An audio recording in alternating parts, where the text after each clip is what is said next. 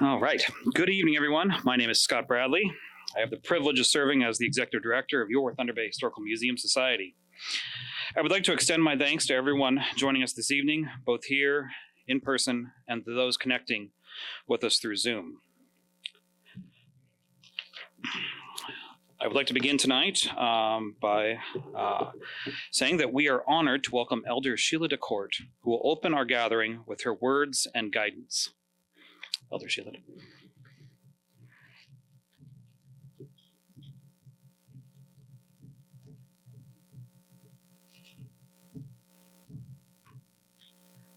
Oh, I guess I gotta speak into here, because there's people online. Bonjour, gakana awea. Nindishna gods nibin gimiwan. Benezi wazasun and empty waju nindoji. Miss Quatezi Nindodam. Hello, everyone. My name is Summer Rain, and I come from the Thunderbird Nest of Thunder Mountain, located in the community of Fort William First Nation, and I am Turtle Clan.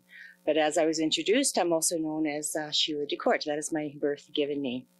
And it's an honor to come and open this very special event for these very sacred dresses.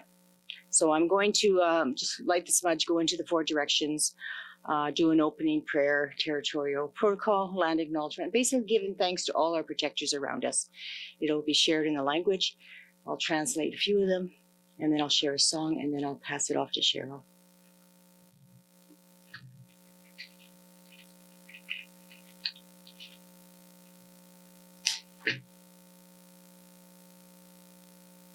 Scott, you didn't have any sin, right?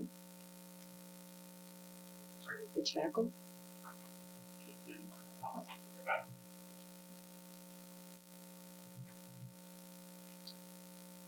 Want to make sure that the evening goes off without any issues or problems, and that's why tobacco always has to come first. I was almost going to neglect it, but then Spirit says, no. It's a protocol that needs to be followed, and it ensures that the evening goes off in a good way. That tobacco travels ahead of everything to ensure that things go in a good way. And it's one of our 4 sacred medicines that was given to us by the Creator to open that communication doorway between the physical world and the spiritual world. And it's used to give thanks, to honor these very sacred items that are here tonight. To honor my bundle, to honor Cheryl's bundle, these beautiful jingle dresses. So we'll wait for that same to come.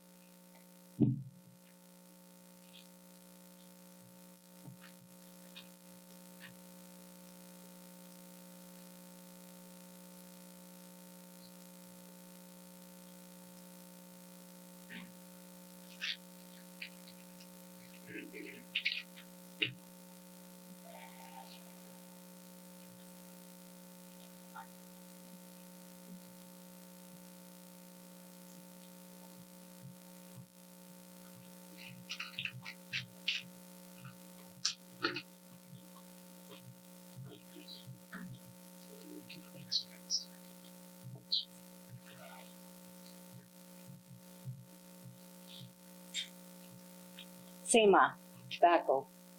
It's a little tobacco tie. It's one of our 4 sacred medicines. Add it to the sema, or to the smudge, so that it's gonna help guide the direction on how the evening's gonna unfold.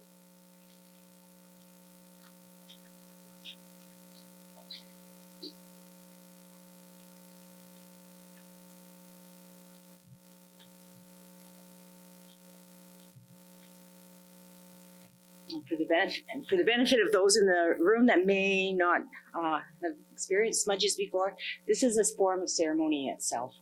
So when we smudge, it's like washing our hands, and then we bring the smudge up to our mouth so that we'll speak kindly and honestly and openly to one another, speaking the truth, using kind words. We smudge our ears so that we'll be able to listen and hear what's being shared tonight, so that we can hear it in a good way, hear only good things. We smudge our eyes so they'll be open to what's being shared, be able to see what it is that we need to see tonight. We smudge our hearts so we'll be loving and kind to each other. So as the scent of the smudge comes out to you, you could smudge physically, doing what I just did, or you could just smudge in your mind's eye.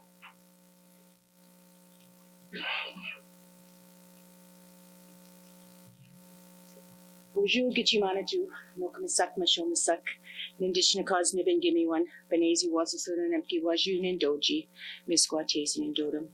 Giga Simoke, Megwich Gamachgos, Megwich and Empty Waju, Megwich and Ishinabi Gichigami and Nani Biju, Megwich Wabano, Jauno, Nigabim, Anong, Giwadinong. Megwich Mama Ki, Mashkiki, Atsema, Mashkade Wingwash, Kishkandag. Megwich Nokriskizis, Mashomaskizis. Megwich Nibi, Megwich Newton, Megwich Mitjagug, Megwich Ishkide, Megwich Mino Bamadiswin. Megwich Mina Yawin, Mino Sewin, Mino Deb Sewin, Mino Bidihausen.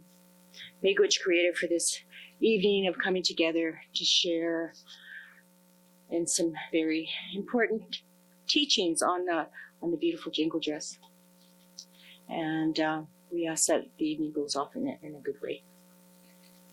And special prayers for those that are sick, and those that are grieving loss of loved ones, that you help to get them through these difficult times.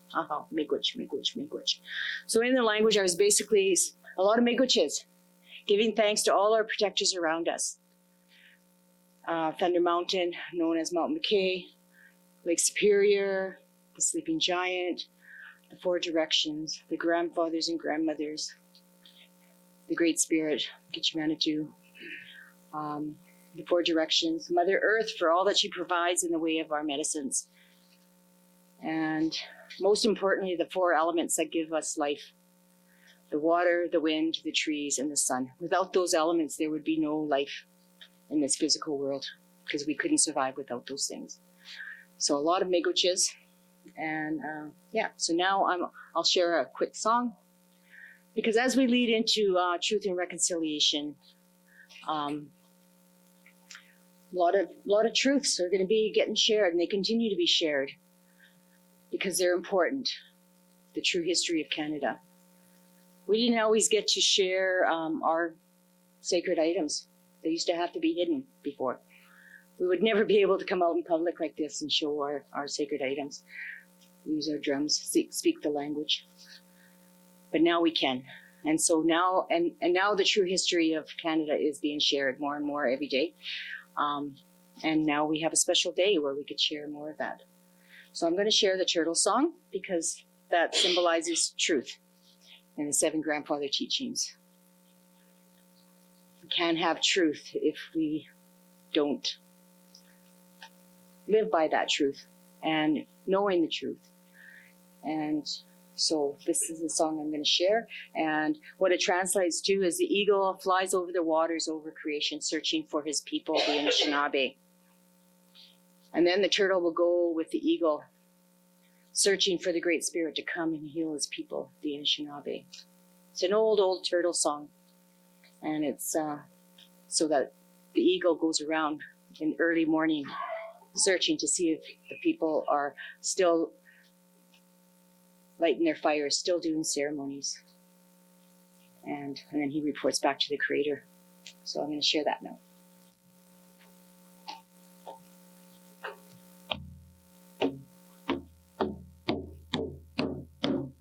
Oh, get a big Papa Ma shine, Papa Ma na manaki. Nikinaka witchy wa, under na walking Ishinabe.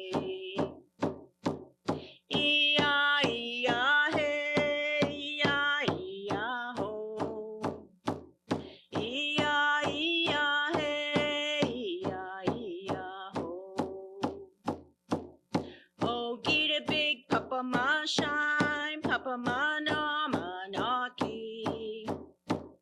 Nikinaki witchy wa, under the walking Ishinabe.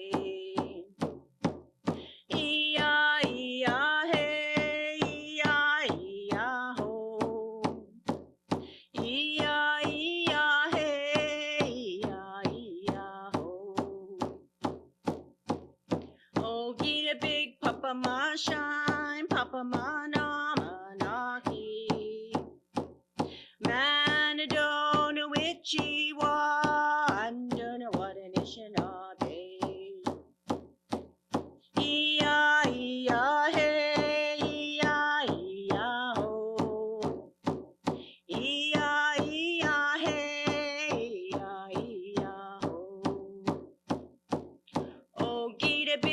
Papa ma shine, Papa ma na manaki.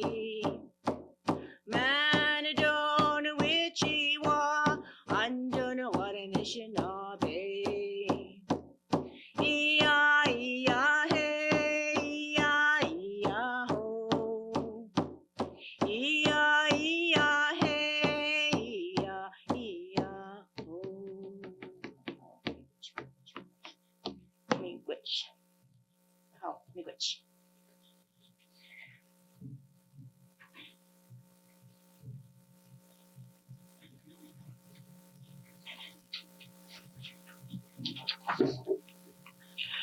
Miigwech, Elder DeCourt, for opening our gathering and sharing your words with us. We are grateful for your guidance. I want to continue tonight's event by acknowledging that we are gathered on the traditional territory of Anishinaabe peoples, on the lands of Fort William First Nation, signatory to the Robinson Superior Treaty of 1850. We also recognize the historic and contemporary contributions of the Métis peoples to the life of this region. For thousands of years, this land along the shores of Gitchigami has been a place of gathering, trade, learning, and stewardship. These connections continue today, and it is our responsibility to honor them. This acknowledgement is not a formality. It is a reminder of my personal and our collective responsibility to learn from the truth of our shared history, to listen to Indigenous voices, and to respect the sovereignty and self-determination of Indigenous nations. In our work and in our daily lives, we commit to fostering relationship built on trust, respect, and reciprocity. We commit to ensuring that our spaces and programs reflect the diversity, resilience, and knowledge of Indigenous peoples. And we commit to carrying these responsibilities forward, not just in words, but through our ongoing action. So at this time, I'd like to share a little bit of housekeeping before we begin. This lecture is being recorded. Also, those online, we cannot hear you or see you online. So if any of you have any music devices or phones, please do take a moment to silence those. As some of you have already noticed, we do have some refreshments tonight, so feel free to partake of those. There will be time at the end of this presentation for questions and answers. We have a microphone that we will bring to you so that all in the room can hear, and those online can also hear the questions asked. And I would also like to acknowledge the Department of History at Lakehead University as the sponsor of tonight's lecture. I would also like to take a moment to acknowledge at least one distinguished guest joining us for this evening's lecture, Fort William First Nation Councilwoman and Thunder Bay Historical Museum Society board member, Desiree Morris of Shields is joining us. Thank you for being here. So, it is my honor to introduce tonight's speaker, Cheryl Suggashie. Cheryl is from Pikangium First Nation and has been a Jingle Dress dancer since 2011. Her journey with the Jingle Dress, the healing dress, began during her studies at Algoma University, where she learned the teachings and the stories of this tradition. Guided by her teachers, she created her first dress and entered the powwow circle at gathering at the Rapids Powwow, held on the grounds of a former residential school. Cheryl later completed a master's degree in social justice at Lakehead University, where she worked with students at Dennis Franklin Cromartie High School to create healing dresses in honor of those who never made it home from residential schools. Please join me in giving a warm welcome to Cheryl.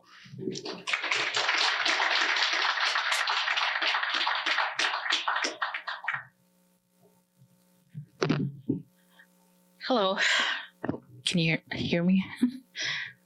My name is Cheryl Suggashie from Pikangium First Nation. It's a semi-remote community, northwestern Ontario. I didn't exactly grow up on the reserve. I think I lived there the first 4 years of my life, and then after that, I just kind of moved around and then got myself into college and school. I remember going to my first powwow. I was with my auntie traveling. We were traveling towards Kenora, and she took me to Whitefish Bay, and I've never been to a powwow before, but when I seen all the dancers and drummers, my heart was just very excited, and I wanted to dance so bad. I just like admired the women and all the grandmas and the girls, and I think I was about maybe 12 or 13. I didn't grow up around the culture or anything, so I didn't know about teachers or elders or nothing like that. So I just kind of just wished for it, I guess. And then I went to college, Thunder Bay, Sault Ste. Marie area. I noticed like the culture was more present in in those institutions. Like I noticed at Confederation College, they were starting to smudge more, practice their culture more, which was great. And then I moved to Sault Ste. Marie. I went to college there. And then there I started noticing all these powwows like just happening all the time. Like there was Confederation College powwow, Lakehead University powwow, and then powwows like in the close by communities like Batchewana, Garden River. And I noticed like, wow, everybody is just like just loves dancing and singing. And I met a lot of people that way. The college had a lot of cultural programming, and then I started to immerse myself in those and met a lot of people, started networking. I went to my first sweat lodge there in Garden River. It was a lot of it was eye-opening. I never knew this stuff existed until in my late 20s, early 20s. And I was thinking like, how could I not know about this stuff? How come like I didn't grow up with it? And then I went to university. I volunteered there at the they had a gathering there. It's called the Three Fires Confederacy Gathering. So I volunteered myself there, and I met all these dignitaries from all over Ontario, and they all met in Garden River. And I remember they were celebrating like the cultures with ribbons. The women were wearing ribbon skirts, and that was my first time seeing ribbon skirts because they wore them all the way down to their ankles to cover up. And they told me, you got to wear a skirt. And then I was like, why? Kind of thing. And then they told me, like, when you're working, like, because they were building the lodge and like all this stuff was happening, and they had a tree there. They wrapped like ribbons there. So that was my first time, like, starting to practice ceremonies. And I met all these people, and I just loved it. Like time didn't exist. It was just from morning until night. We slept, got up, worked again. Well, they call it work, but it was actually a lot of fun. Like just harvesting cedar and just working with birch bark and then setting up everything and then running around kind of because they were holding meetings, like all the chiefs, and then the Medewan Society was there, and it was really amazing. And I still kept asking, like, how come I didn't know about this kind of thing? And then I started university, and I met more teachers there. I met more dancers and stuff like that. And my one teacher, he was my professor. His name is Eddie Benton Benet, and he was very amazing. He passed away just a few years ago, but he introduced me to the Medicine Society, and then he also introduced me to the water worker. I'm not sure if you guys heard of her. Her name is Josephine Mondaman. She passed away too. But I met them, and they started teaching me things, and I really missed them. They helped me a lot, like just the simple things, like teachings about the water. That was pretty impactful for me, because the reason why I left Pikanchkum, I was getting eczema. I was getting sick all the time, so my mom had to leave because I was flaring up, and I remember just throwing up all the time, and that was from the water there. So Josephine kind of taught me how to like pray for it, and just all kinds of teachings. It was pretty amazing. And then so I started just listening to them, and then their helpers were around the school too. It was a pretty good environment, and I'm so thankful and blessed to be taught by them. And then we also, Josephine was doing the 2011 Mother Earth Water Walk. I'm not sure if you heard about this, but it was from the Northwest, East, and South. So she started in Mexico. I joined on the eastern side in Quebec, I think, but they started in Maine. Then people were starting from the north, like Hudson Bay area or Churchill, Manitoba. And then the west, like out in BC. So when I started in Montreal, I had no idea what I was getting myself into.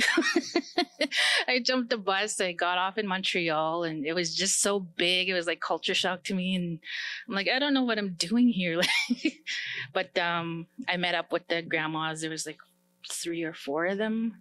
And then the Eagle Staff Carriers, there's a few of them. And then I met them, we went to bed, and they got me up early. Like every day was like 3 a.m. wake up call, because they would start walking before the sun hit, like at high noon.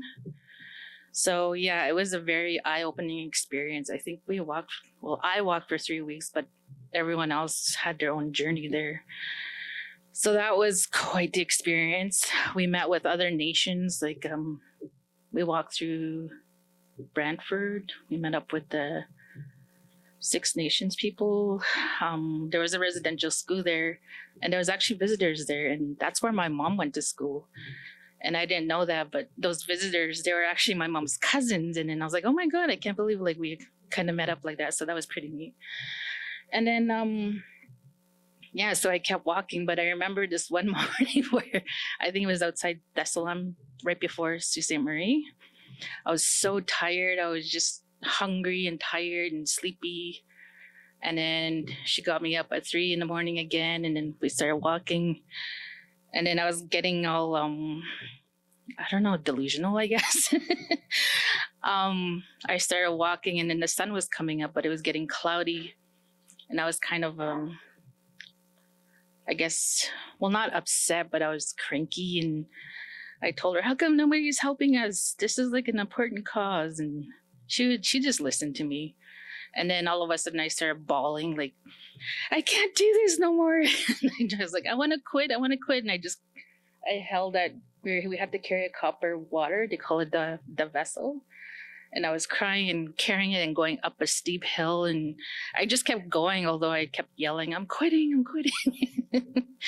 And then when we got to the top, it was going down. And then I was like, oh my God, I can't do this no more. So she came up to me. She knew I was upset. She just gave me a hug, pat me on the back, and she said, go get some spring water, because there's this springs nearby.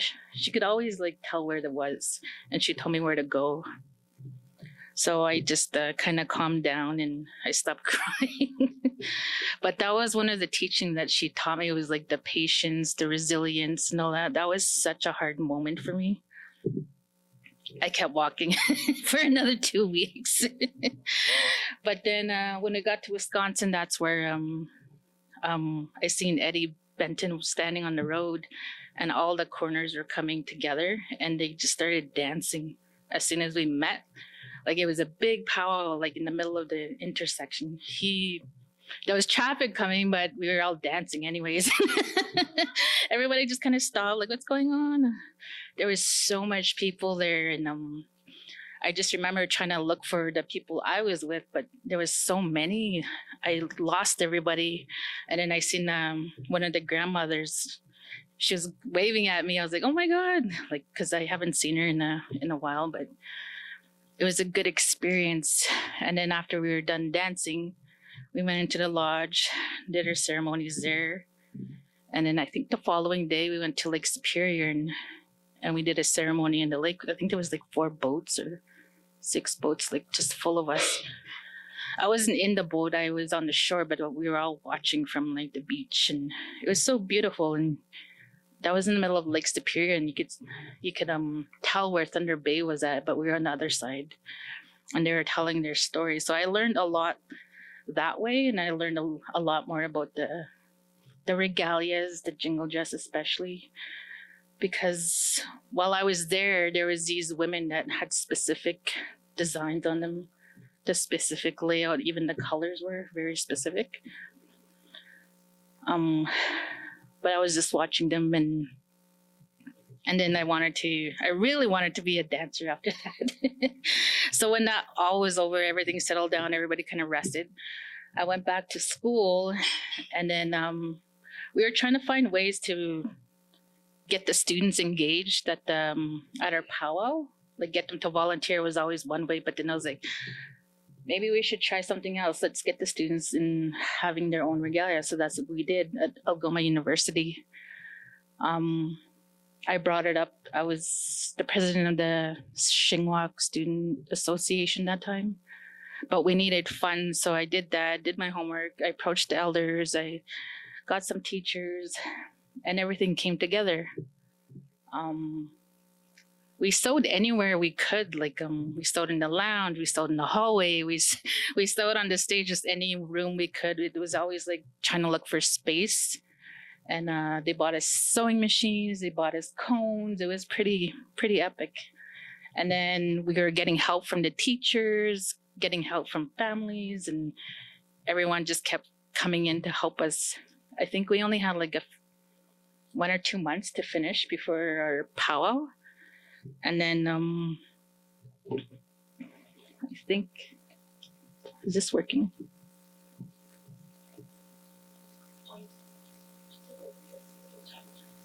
Oh, so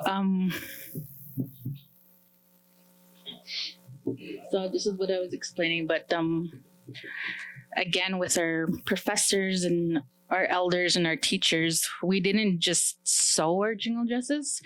There was protocols that we had to follow. So when we were done sewing, we all hung up our dresses in the fire arbor. We hung them out there for 4 days. So we had to secure like wood, fire keepers, and food for him. I think there was a few people that came to help us out. And then again, like Josephine and the other person, my other teachers, Kathy Surratt, they said like on the 4th day, you got to go in before the sun rises. So we were all up at 4 a.m. and it was cold because it was like in March. And then some of us students, we were catching the bus, we were walking. So it was hard to meet at a certain point, but we all kind of did it before the sun came up. So when we got to the fire arbor on the 4th day, there was a ceremony that we had to do. And then we each took our dresses down.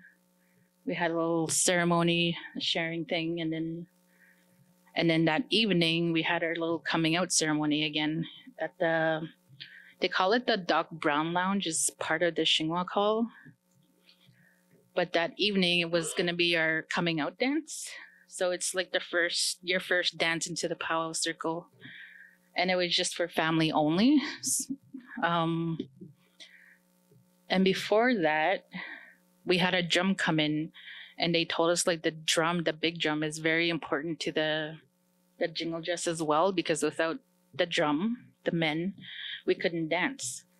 So that was one of the things I also acknowledged and picked up and make sure like we always have a drum.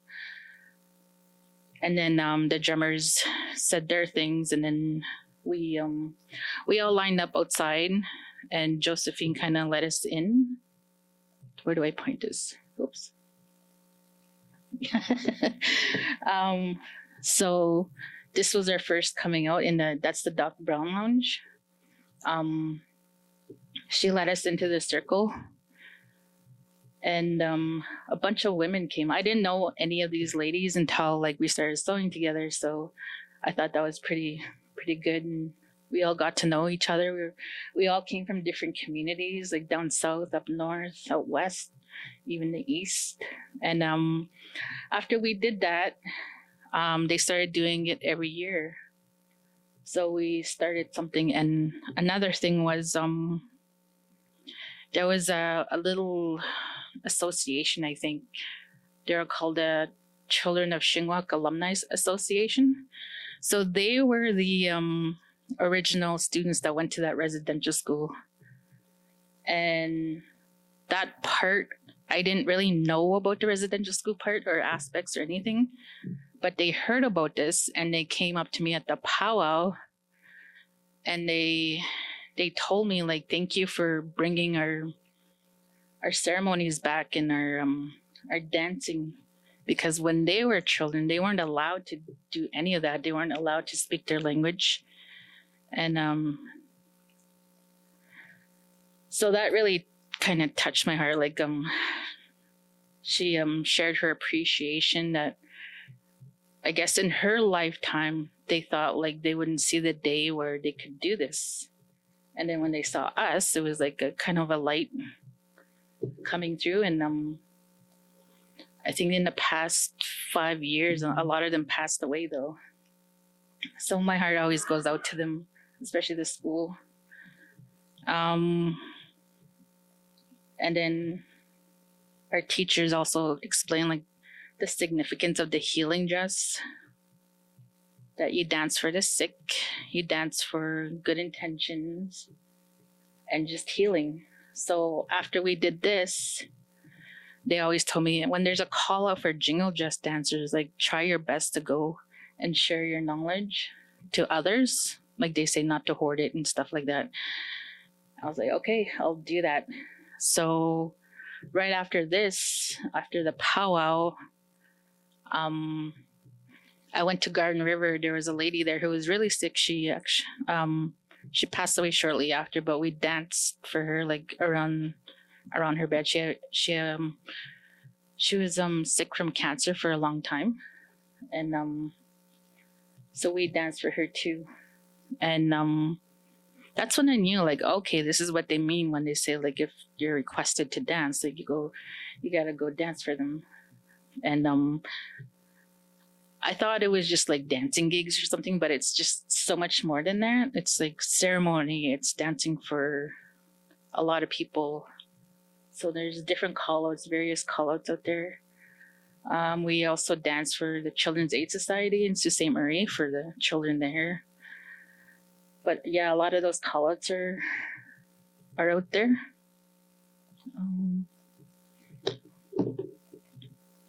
So when I started dancing, the big call out from Idle No More also came from Ottawa. And I met this teacher. She's the one with the Eagle staff. Her name is Marie Ashkelov. She helped me with my hair ties and my otter ties. I went to go visit her, and she's from Manitoulin Island. So I know she kept watching me because she said she actually told us to come and join. So that was pretty good.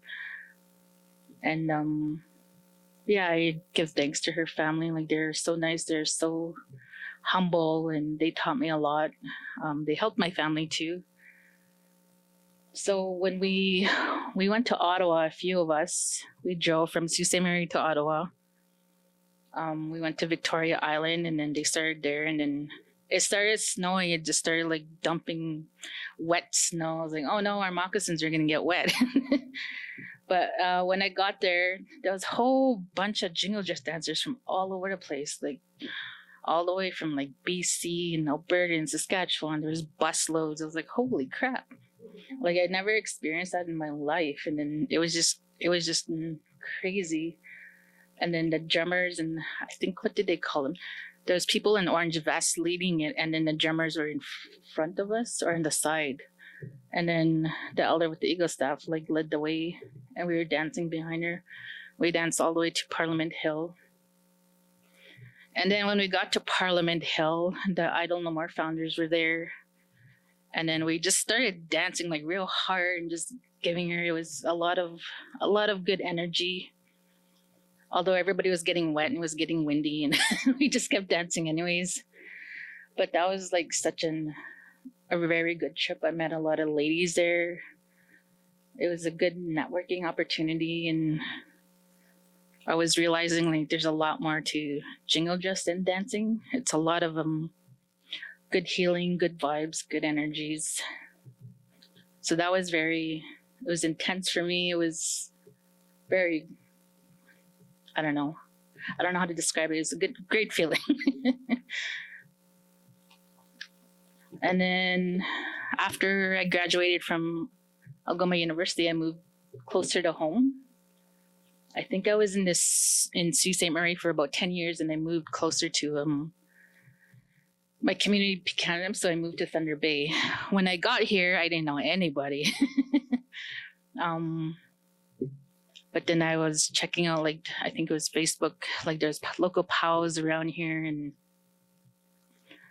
then, again, like my teachers were telling me, like, make sure you take care of your dresses. You got to smudge them. You got to feast them some do it every season. Some do it every spring. So that's what I was doing there. I was feasting my jingle dresses there. because I was kind of well, not scared, just anxious and nervous meeting new dancers and whole new people. At the same time, I was trying to get to know my family again because both of my parents were residential school survivors. But I left home like when I was 15, so I was trying to connect with my family, connect with my dad's side is from Kanjigam, and then my mom's side is from Sandy Lake. So when I got here, I didn't realize I had so many cousins and aunties and uncles. It was just, whoa, it was a lot. And I had an older brother.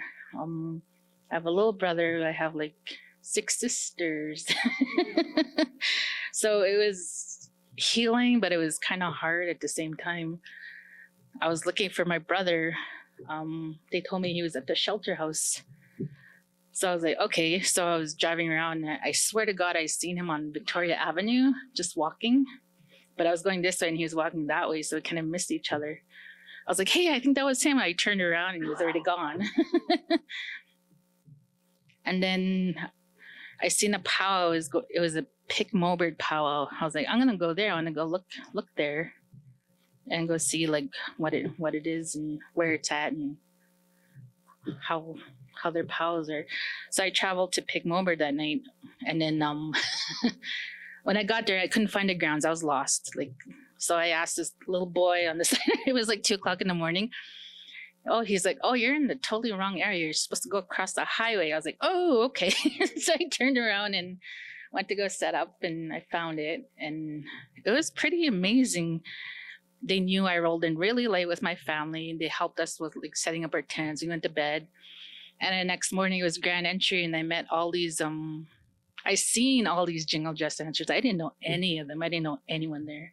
I was kind of nervous just standing by myself, and then all of a sudden, my friend Carmela Moses came out to me and started talking to me. Like, she was one of the first dancers I met, and then there's Shannon and a bunch of other local dancers. We became good friends, and so I was like, oh, this is such an awesome powwow. Like, these girls are really amazing and humble and nice. So it was great. And then, but in Pick Mobird, it's like there was no internet connection, so my phone was off. And okay, I was like, okay, that's fine. So we danced, had fun. And then it was over. My partner drove to Marathon. We gassed up and my phone was blowing up. And I was like, what the hell? And my brother passed away in the McIntyre River. They pulled his body out. And we didn't know who it was at first. But so there was a big investigation. And then my heart just kind of dropped, and I felt guilty for going to the powwow. I felt like, why did I leave? I didn't check my phone. But it was a hard drive home. It was a long drive home. It felt like forever. But he was at the shelter house, and it was considered homicide, and we went to court, and it was just such a long, grueling process.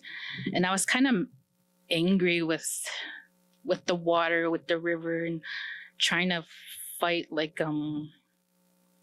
the teachings I was taught about the importance of water, and then my friends in Sault Ste. Marie grounded me in those teachings again, like don't stay angry, you're gonna get sick, and then I was like, I am angry, and I was like, I feel so guilty, and I was gone and I wasn't here, but again, that was something I had to go through.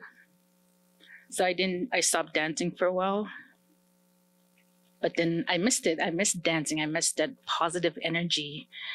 And I think it's such a good way to like, kind of release. And then at the same time, you're healing. And then I went back to school at Lakehead University. I was still grieving my brother. I was just angry. So I took social justice program. I shared what happened with my brother, and at the same time there was other investigations happening with really young Indigenous students. I think there was 2 or 3 happening at the same time. And then I kept seeing all this stuff on the media saying like a river of tears, or Thunder Bay is like the highest capital of murder or something. I don't know. It was just all negative. And then I thought, oh my God, this is like so bad. What are we gonna do? And then in social justice, I was getting a lot of education on like the issues and stuff like that. And then I had to do a practicum. So I decided to do a practicum at DFC. I went to go to the school and I asked them, hey, can I make jingle dresses here? And they're like, yeah, well, can you come back in September? I was like, okay. So a few months went by. I was in my second year. And then I called there. I was like, hey, I have to start this practice. Can we do this or not? And then they said, can you come to the school like this afternoon? I was like, okay. So I went there and I was going to approach them with a bunch of paperwork, ethics stuff. And but when I walked in there, the principal just ushered me to a classroom. She's like, here, there's your class. I was like, whoa, okay. Are we doing this now? So it happened real fast, but they say to take things as you go, like, and that was my intention, was to kind of flip the narrative of, and like I always say a dark cloud over Thunder Bay, but I wanted to introduce the healing dress to the young students there, because when I first met them, a lot of them were so sad and just depressed, and it was just, again, like that black little cloud following them around. And I knew how that felt. Like I knew what it was like because some of these youth, it was their brothers, their cousins, their classmates. And it got to the point where they were telling ghost stories about their schools. And then I was like, we should smudge like our school. And so I started teaching them about like the significance of the healing dress, the jingle dress.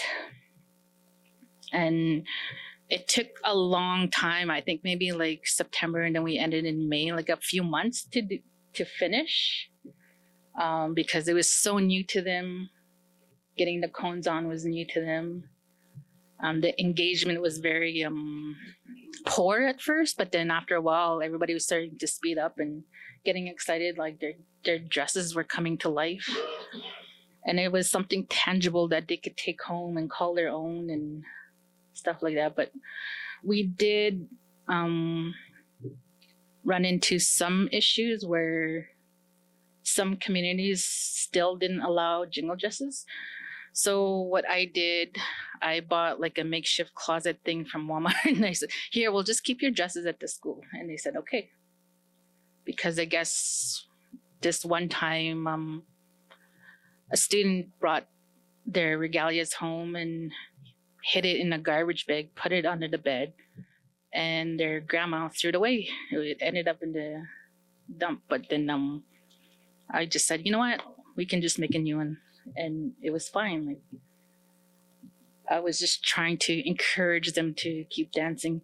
And then even some of these dancers, I had to get permission from their families and their gukums. And not a lot of, maybe a few of them said no, they're not allowed to do that. They can't do that. But I just agreed. I was like, okay, can she sew her jingle dress? And they said yes, but they're not allowed to dance. So I was like, okay. So I was respecting their protocols, their family beliefs and stuff like that, because I wasn't there to impose like my stuff on them. But then when we finally got to put on our dresses, we hung them out on the teepee outside in their teepee. That was pretty amazing. We got fire keepers, and a lot of people came to visit us. It was pretty neat. And then again, like we took our dresses down a few days later, did the feast and ceremonies and coming out dance. But then I know the girls were getting really nervous before their first dance because they've never danced. They've never put on their regalias. So I asked a lot of community members to come and help. Can you come like encourage them? Can you come dance with us? And then I put that call out, and then a lot of them just showed up with like their regalias, their beadwork. A lot of them came to help braid, and it was pretty amazing. Like all these community members came. I was only expecting maybe 3 or 4, but I think about like 10 of them showed up, and a lot of spectators, and then it was pretty amazing to see. And then we were all getting ready, we danced out, and then I told the girls, the ones that weren't allowed to dance, I told them, you can put on your regalia and you could just stand outside the circle there. And they're like, okay. It's like, if you feel like dancing though, like, come and join us. So I had to lead them out, and they were all lined up behind me. So when I led them out, I told the drum group. The drum group was Whitefish Bay, and that's where the Jingle Dress came from. And I was explaining to them, like, this is their first time. I was like, I'm not sure how it's gonna work, but but they were so humble too. Like, we respected each other, and it was pretty neat. And when I met them, I found out that I think it was their grandma, that was Maggie White, who had the first Jingle Dress, her teachings. So when they came, they bought I think like 2 elders with them, and we got to hear them talk and speak. So that was pretty good. It was like seeing my rock stars. So I was like, wow, they're here. So we shared some stories and teachings. So that was good. And then they were in the middle of the gym. They started drumming. So I told the girls, if you want to dance, you can dance. It's totally up to you. But if you don't want to, just stand outside the circle there. And then, so I started dancing. The drum was going off. And then we made a circle around the gym. I didn't look behind me until I was on the other side, and they were all dancing. So I was like, yay, they all came.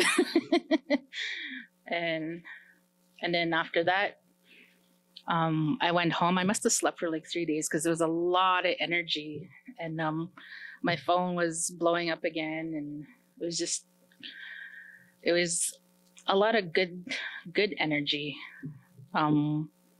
The principal asked me to come back the next year to do this again, and I was like, okay, sure, yeah, we can do this. So that was the first time, like, they had a Jingle Dress at their school, and it's healing for them. Like, they're so busy with that. They're very creative too. And then while I was doing that, I was thinking about my own community. And then one of my wishes was to share this in my community. So I think last year that finally happened. The top picture there, I was finally invited, I think like 3 times to my community to share, which is great. It's off my bucket list kind of thing. And then, so that's our name up there. I think after the 2nd or 3rd year we did it, the school asked me, can we get a name for you guys? Because we just kept saying DFC dancers. But then I approached the elder who helped us, and she said, come over to my house. So I went over there, and she said, this is not going to happen overnight. I was like, okay. I was like, that's fine. She's like, it's going to take a while. I was like, okay. So I was super patient, and I actually forgot about that request I made to her, because 2 years later, she finally calls me out of nowhere. I was like, can you come over? I was like, okay. And then she gave us that name. I was like, wow. I was like, I forgot. Thank you, I said. So with that name, she told us, like, we have to feast it every year. We have to feast the name. So we do that with our Jingle Dresses. Like, before we do the Wake the Giant, we always feast it with food and smudge them down and feast their name, which is very important to us. I was very humbled that she shared that with us, and she's a very funny lady too. So that's what that means. The first year it was hard for me to pronounce it, and I kept forgetting, and then I finally had to teach myself like the meanings, because I don't really speak the language. And then this year, after Wake the Giant, all the girls know the name now. They know the definition. They memorize it. I was like, wow, that's pretty amazing. And they even know how to spell it out, which is great. Maybe I just copy and paste. But yeah, it's that's the importance of taking care of your regalias and your names and all that. Like I think people assume that we just put on these dresses, but it's so much more than that. Like you really got to take care of them. Like when I finish at the powwows, I always hang them up. I remember one time I left it in a bag by the door, and one of my teachers kind of scolded me for that. I was like, what? It's dirty. And they're like, well, hang it up anyways. Like, you got to air it out and all that. And I was like, oh, okay. And there's different ways to care for them. Some people go as far as removing all the cones and putting in the washer and then putting all the cones back on. And then some people put them in a pillowcase and then gently wash them in there. A lot of people put them in the tub and just hand scrub them. Then we hang them outside. But I remember my friend, she had a purple dress. It was so nice. And she forgot about it outside. And it faded. It was like gray the next day. And they kind of reminded her, like, this is why you got to take care of your dress. Like, stuff like this can happen. So that's what we do at the school. Somebody made us a big wooden closet where we keep the regalias. And every year there's new dancers coming in. And then again, we just share our knowledge, share the teachings. And even when you're dressing up, I was told to put my moccasins on first, from the feet up, your dress, and then your beadwork. So they, from the bottom up. And then caring for your feathers, like your fans and feathers. They say if you drop them, like, you got to give it away. So if you're dropping like an eagle fan, you got to give it to somebody at the powwow. So it's like a lot of little protocols, but the biggest one is respecting the land you're on, whatever territory you're on. You got to respect their protocols and their teachings, because it's different everywhere. Like down south is pretty different, and then even out west is so different. And then I went to Eagle Lake Powwow, and they were just dancing intertribals the whole time.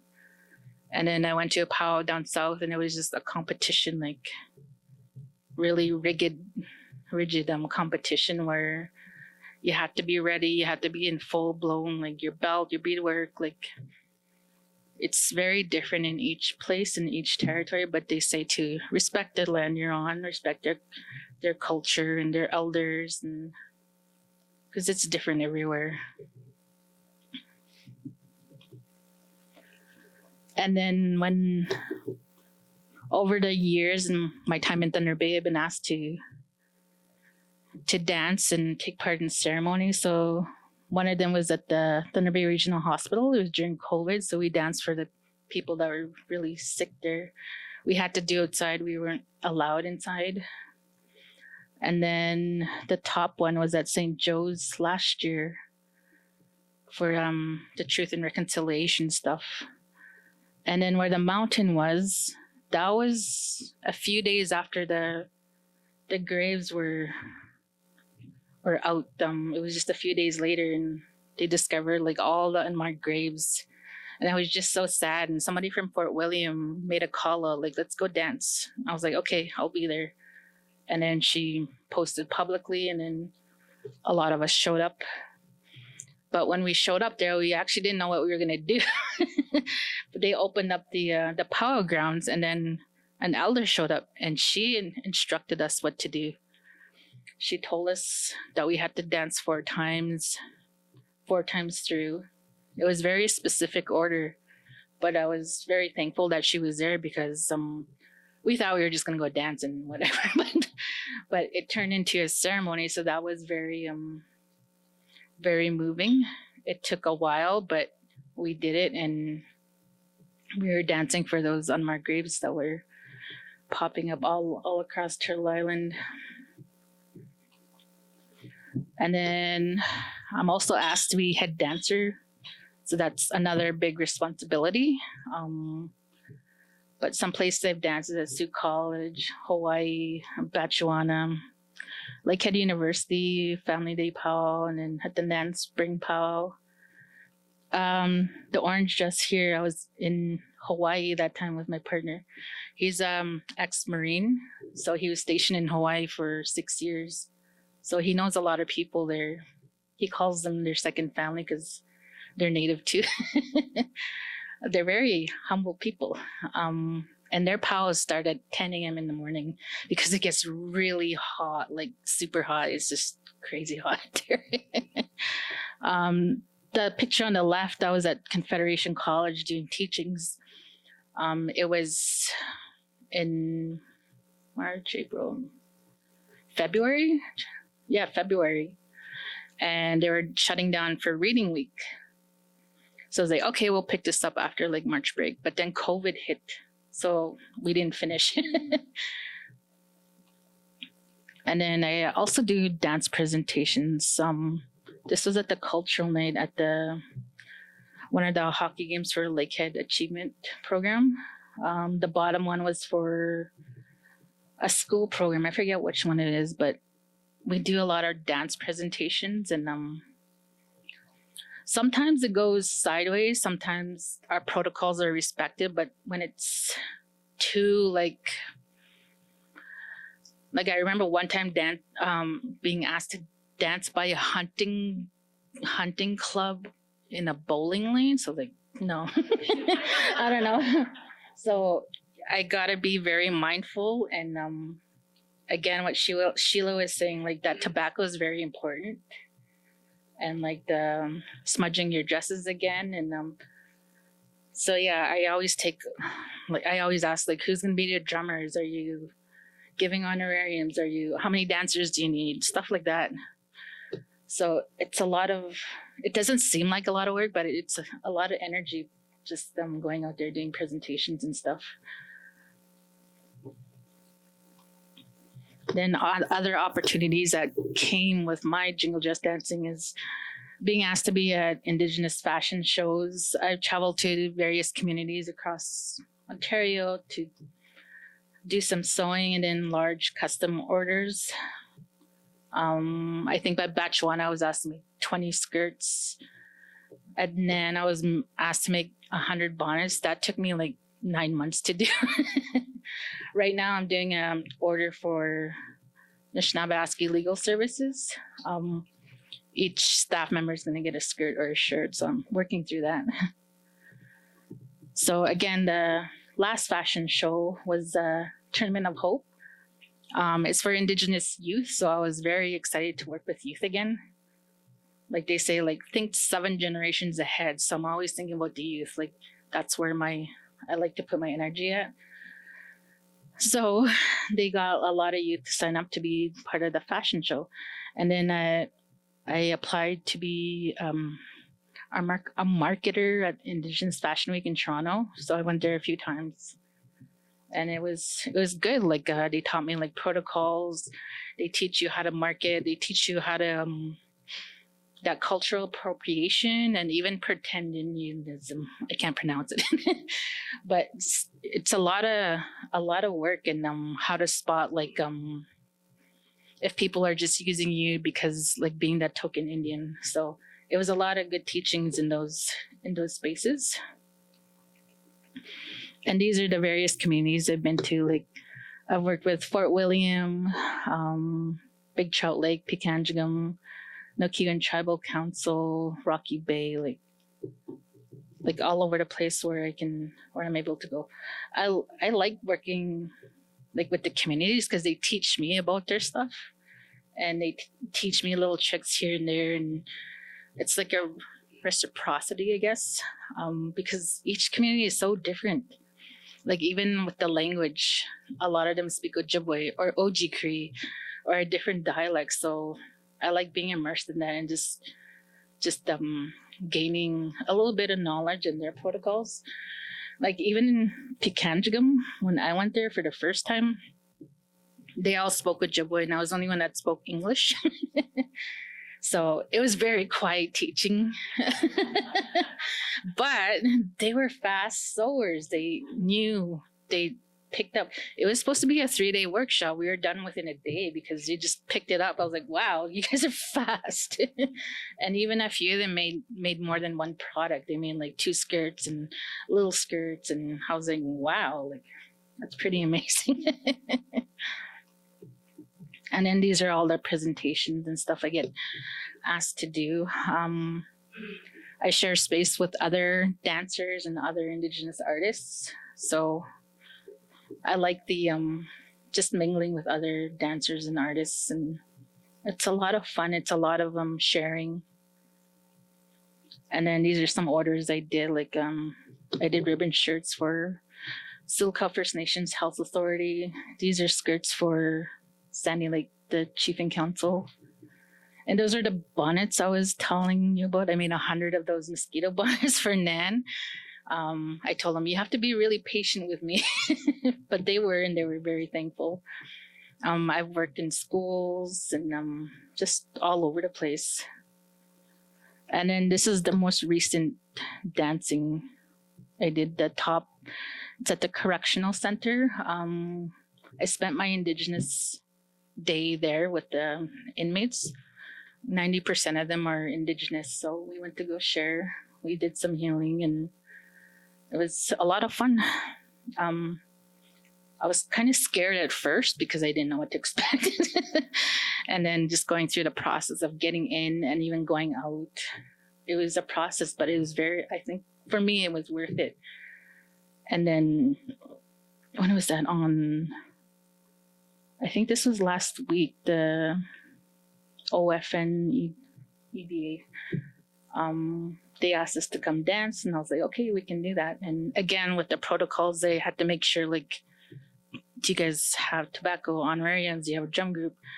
And sometimes they don't know what I'm talking about, so it's kind of a teaching moment. But again, like, you really have to read where they're coming from. So when I told them, like, oh, you guys don't have a drum group, and then they looked at me and said, I thought you had a drum group. I was like, no, I don't. I only have dancers, I said. So it was like that kind of teaching moment. And sometimes if there's no communication there, like I just won't do it. And then the city asked us to be at the Under the Lights. That was on Friday night there. That was our first time being there. We had hand drummers from Thunder Mountain coming in, so that was pretty good. They were very thankful because, again, it was our first time doing that. And then, so yeah, it's been quite the journey. But I wanted to share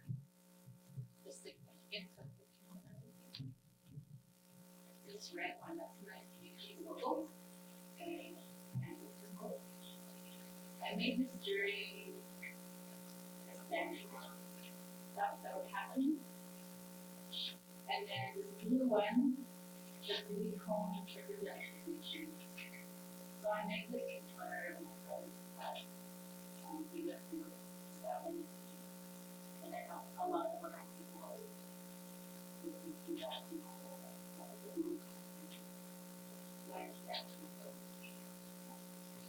And then the orange one is I made it after the honor series. My heart is just so sad. Like my parents, if they were survivors, what if they weren't? All these people love them. So I mean, I'm trying to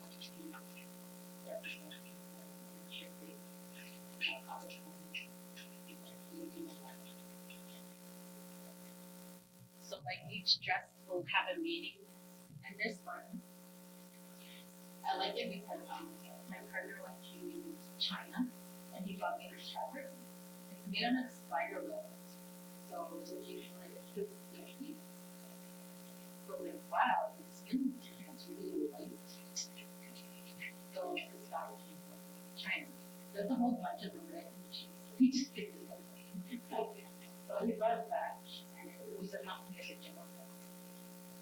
So I've had a lot of jingle dresses, but again, like they say, when you don't use your items, like you can give it away. So I've given a lot of jingle dresses away to like dancers. Like when you're in the powwow, you can see dancers who are very like in tune, but they don't have regalias, right? So I would give them those. And they're really good dancers too. And I think like they deserve to have the regalia. And yeah, miigwech, this was me on top of the mountain. I think we were working with Ryan McMahon on some videos that time. That was during the unmarked grave stuff. I think there was a sacred fire happening up there with I'm not sure if you guys know who Esther Maud is. Like she was firekeeping. So we danced up there. There's a few of us that went to be part of that video and that journey. But yeah, it's a lot. It's like ongoing. It's everyday learning. I'm learning as I go along as well. But again, like I always try to focus on like 7 generations ahead. And I think I'm done. We would.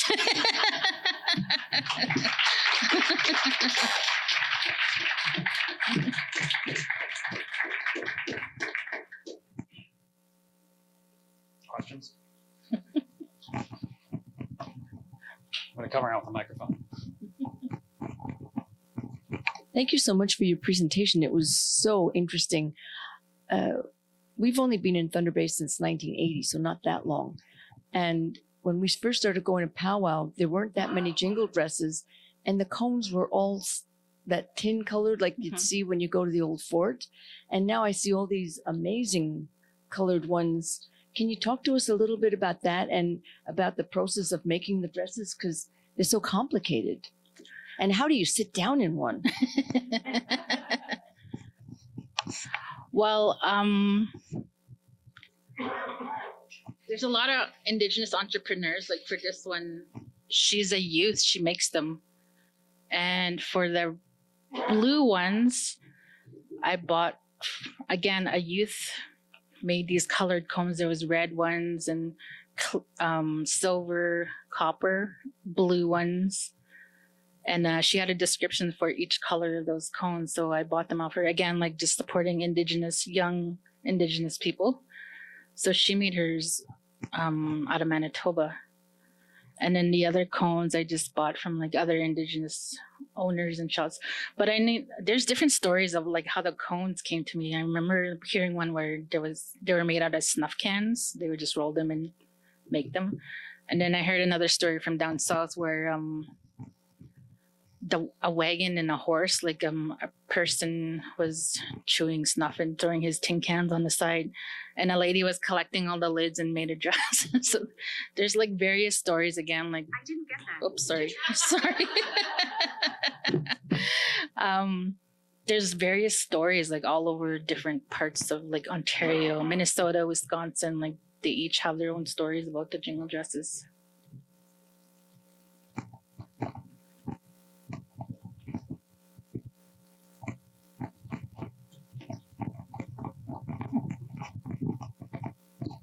Thank you very much. I'd like to know how long there have been jingle dresses. When did they first come into your culture?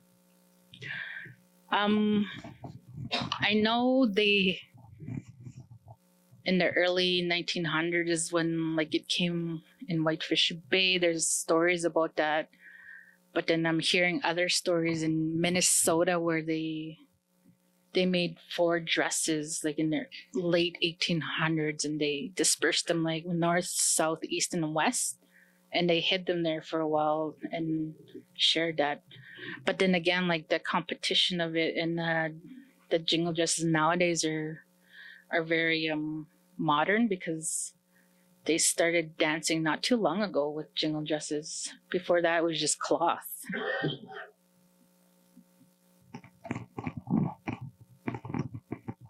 Thank you. Cheryl, thank you very much. It's been really, really wonderful hearing your journey and how you've impacted so many people. But my addition or question, I guess, is years and years ago, my father traveled a lot. And he came back from, we lived in Southern Ontario, he came back from the north somewhere, and he had been gifted a beautiful hide jacket.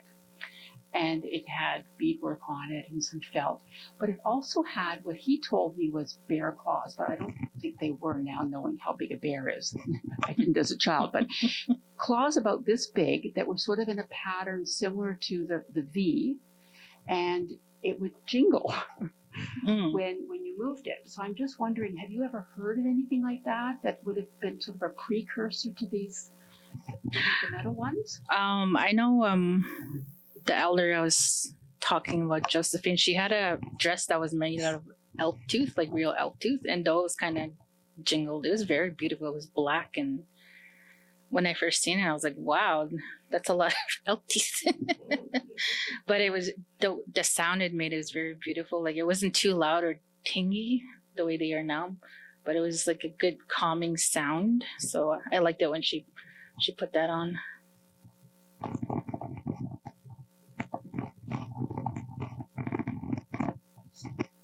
Thank you, Miigwech. I love knowing now how much this is a dance of healing. And I wondered, when you come together in the ceremony, how much agreement or discussion of what in particular you're aiming to heal as a group, or if most of it is individual. This is my dress that's tied to this hope in my heart. Mm-hmm. How much is it a community focus, or I is think it just a mix? It depends. Like, sometimes the family will have instructions for us. Again, I remember when the elder Josephine was very sick and we went to St. Joe's Hospital. There was about a handful of us in our jingle dresses, and they specifically told us to wear not the competitive dresses, but just the plain dress, and to bring our eagle fans.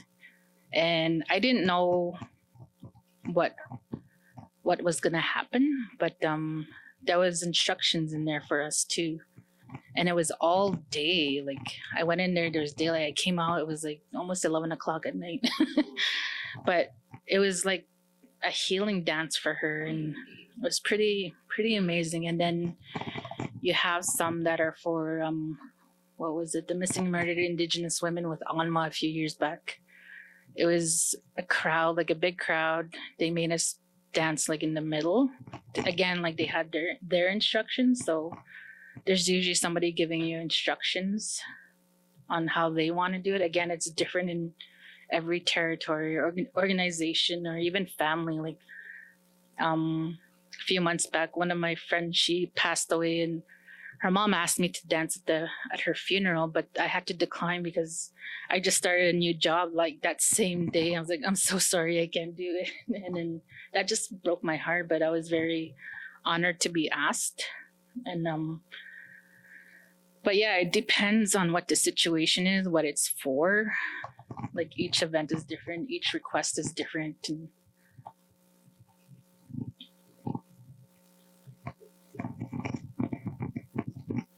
thank you so much, Cheryl, for sharing your journey with us. I have a question more regarding the protocol of the dress. So just like from what I've learned, like when you're on the moon cycle, you don't do certain parts. Is that allowed? Like, if a woman is on their moon cycle, are they allowed to wear the dress? I don't dance on my moon. Okay. I tell my girls, like, this is your rest period. Like, I grew up being told, like, this is your rest period. Like, you shouldn't be doing chores. You shouldn't be out in the rain. Like, this is your rest period kind of thing. And that's what I tell, like, the youth to, like, just to respect that.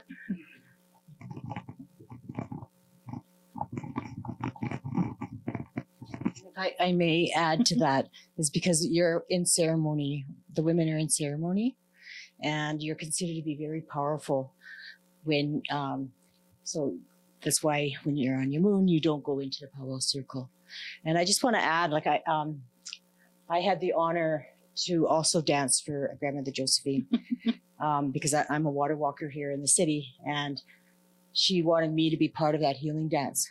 But I wasn't a jingle dress dancer at that time. And she requested me, and I said, but I'm not a jingle dress dancer. I don't care, she says. You could wear one of my dresses. So what an honor for her to invite me to wear one of her dresses so that I could go and do a healing dance for her. And I think that was her way of planting that seed that I needed to make myself a jingle dress. So I made myself a water jingle dress. Oh, nice. And I wear it when I bring my water staff and pail into the Palo Circle where there's a water source close by. So it's a water jingle dress to bring healing to the water. And I do the water walks in the city that I do for the Love of the Rivers. It's to honor those youth, your brother, and the other 7 fallen feathers that have died in our rivers here in Thunder Bay. That's why I received that vision after I joined Grandmother Josephine in for the Earth Water Walk in Matan, from Spirit Mountain in Duluth to Matan, Quebec. And when I returned home, the water spirits here started to tell me I need to do something to bring healing to the waters and to honor those youth. And so I'm glad to say that, you know, we do these walks and we're honoring your brother and all those other youth too. So miigwech. Miigwech. Thank you. Correct me if I'm wrong, but in observing the pictures, it didn't appear that every jingle dress dancer was Indigenous. Is that a requirement? I know down south they're very light skinned, like from Mississauga and all that. Like when I first moved to the Sioux, like I assumed everybody was white, but there were a lot of natives who were very light skinned.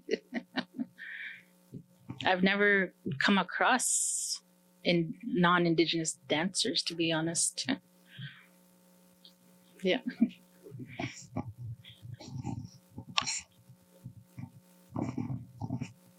Thank you so much for sharing tonight. I just want to say that I'm an educator, and this really opened my eyes to the complexity and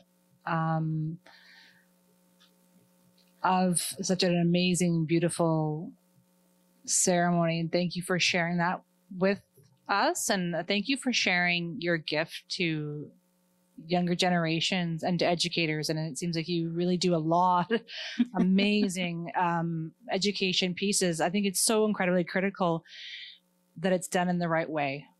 And thank you for sharing that, because it's hard sometimes to know how to be respectful and to honor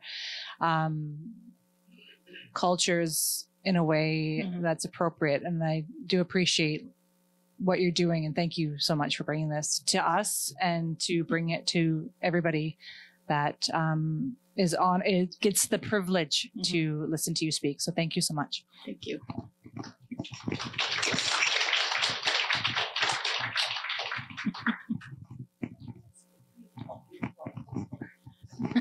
Okay, you're going to have to excuse my ignorance in this, but you said at the beginning you feasted your dresses. And I'm wondering, I understand because you explained further what you did, but what's the purpose of feasting your dresses? Well, the way I feast is like I get the wild rice, the berries, could be strawberries or blueberries, wild meat like moose meat, fish, and then just other things. And then we do potlucks too. Like they say, like when you're having a gathering over food, like that's usually like how Indigenous people like share and gather. My former boss at NoQ, and she would always cook and make these big grand lunches and invite everybody. And I asked her, like, why do you cook so much? She's like, because we're supposed to like communicate through food and over food, and that's how like we kind of communicate with each other openly, like with good thoughts and good intentions.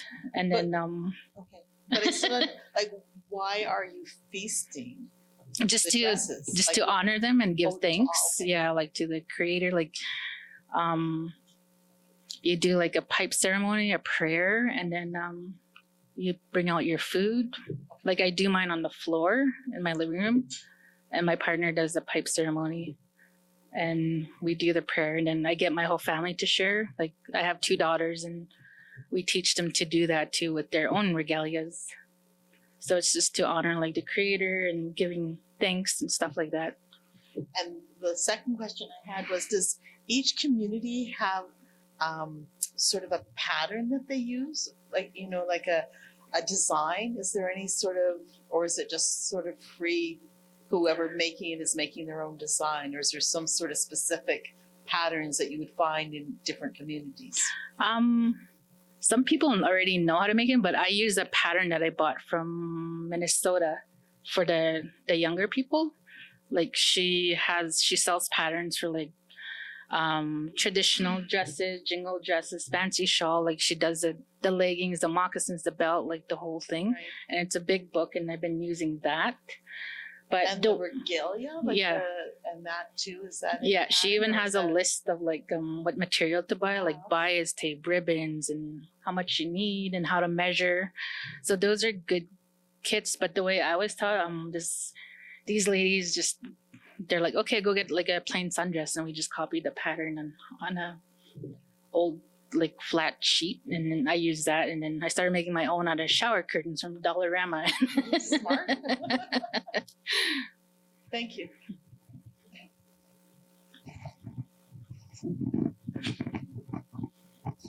And it's also, we're feasting the spirit of the dress. And like she said, you know, the giving thanks. So it's the spirit of the dress that we feast. Yeah. So we're offering the feast. We don't necessarily obviously we don't feed it to the dress, but we feed it to the spirit, and then we put it out on the land. Yeah. So that's, and the dresses are usually made by whatever the vision of the designer wants to make it, right? So when I made my first jingle dress recently, the water jingle dress, there's times I've never sewed one before, and I was going to get together with somebody that was experienced, but I managed to get a pattern of the dress, the shape that I wanted, and then I created it. But I was gathering for years, ever since I danced for Grandmother Josephine. I was gathering because I knew I needed to make a water dress. So I was gathering the fabric, and I was picking up everything for years. Like 2019 is when I danced for Grandmother Josephine. I only just finished my jingle dress in last year. But it took me a while to gather everything that I needed, because mine has copper cones, and it also has the color of the rainbow. And so when I came across a problem, I'd stop, go to sleep, and miraculously, I wake up and I know how to fix what to do.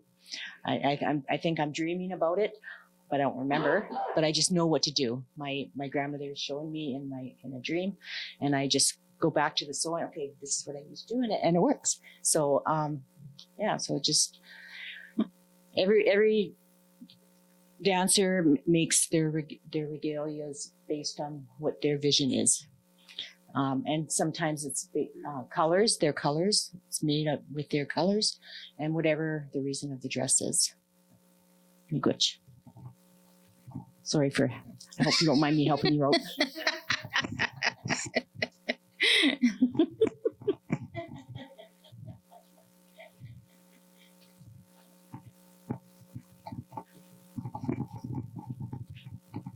Any more questions? Okay, well, I'm going to come up to the front microphone.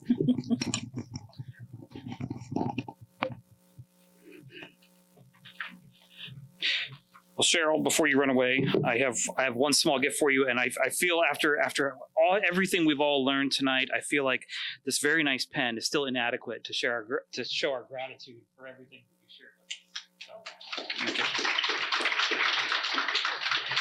So thank you all for joining us this evening. We hope you enjoyed tonight's lecture. I know I did. I encourage you all to join us again for all of our upcoming events. The full schedule had been shared on the screen before we started. You can also, it's always available on our website. If you'd like to continue supporting the museum, please consider becoming a member. Membership not only helps sustain our work, but also provides you with valuable benefits. On your way out, don't forget to visit our gift shop to explore our books and unique items connected to our history. And if you'd like another way to support us, there are 50/50 raffle tickets available at the front desk or online through our website. Before we close, I want to express my sincere thanks to those who helped make these evenings possible. Marcus running technology back there, Mary Jane who took care of refreshments, and Hayoon who's working the front desk tonight. To our sponsor, the Department of History at Lakehead University, and thanks to them for their generous support. And to our corporate members, Equipment World and Woodland Heritage Northwest, your commitment to our work is deeply appreciated. And finally, to all of our volunteers at the museum who help sustain our programs. Please help yourself to refreshments we provided, and thank you for joining us, and have an excellent rest of your night.